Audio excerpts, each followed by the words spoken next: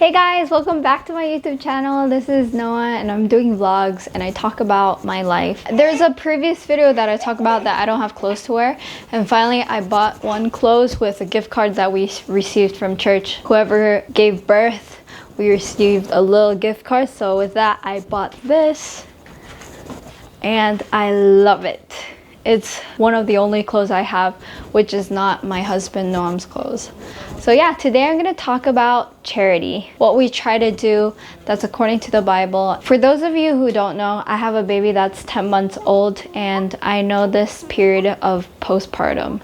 Right after giving birth, you don't have strength, you really have to heal. I didn't have any strength to do anything, even walking was hard in the first 2 days. And I have to be feeding her all the time, she needs me. So I remember the journey of a newborn mom, and so I know a lot of people do this. They do like a meal train where you bring food for the newborn mom, and I got that. I didn't get a lot because it wasn't so official. I think there were about 5 times that they brought us food, and it was the most helpful thing ever. And I know how it feels to eat a ready hot food, a meal.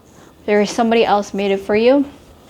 And so I really love doing this. It's one of the things that I really enjoy because I personally experienced how thankful I was when there were people around me that prepared food for me right after I gave birth. So in that way, I want to contribute to other people, and I really feel good when people love my food, and especially when they need it, they will enjoy it even more. At the moment, I'm preparing scrambled eggs with tomatoes, so oops!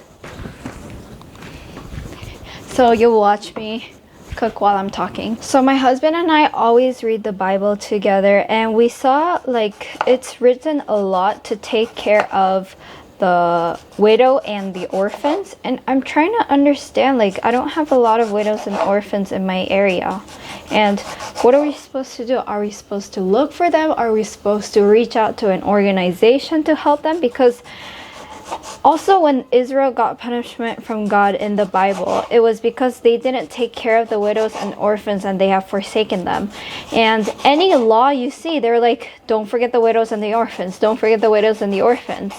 And it's written so many times in the Bible and also in the New Testament that it feels like you really have to do something. And so I see that even if you're not a widow and you just gave birth, it's so hard, but you have your emotional support from your family. And when you really don't, like orphans, you don't have a parent, widow, your husband died, and when that happens, it feels so miserable that you really need the help and the support and the emotionals and anything, just financially. Actually, there's a very sad news.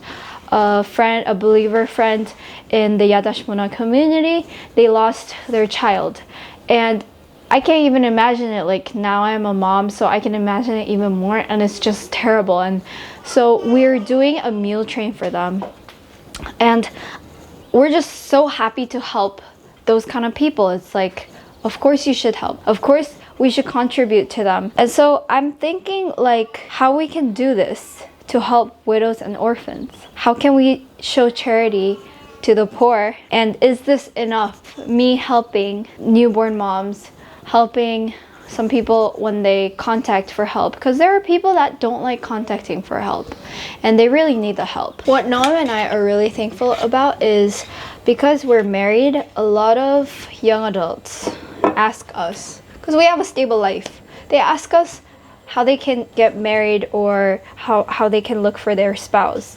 We don't have so much experience. For example, we never were in a relationship before we got married, so we can't really help them in that way. But they see our life, they want to know, they really want to get married with the right person, so they come to us or they even spend time with us, and we really enjoy it. It brings us joy, it's really fun. And also for the young adults, they also enjoy it and they also learn from the opportunities that we meet up to not make decisions too fast. Yeah, so what I'm thinking to myself is, I know there's a lot of people that want to help other people outside, but we also want to help people within the community, within the church, especially if you're a believer, because I believe that they deserve the best life and we can help each other with what we have. The problem with Noam and I is if somebody doesn't ask help, we kind of like, because we're living our life and we have our baby, it's an excuse, but we don't really think about helping them. Like if they reach out, of course, okay, we can help them, but if they don't, it's really hard. So I think that's why it's written in the Bible about specific people that you have to help. And about the tithe and helping the Levites, it's always written. And Noam and I are asking ourselves, like, who are the Levites even?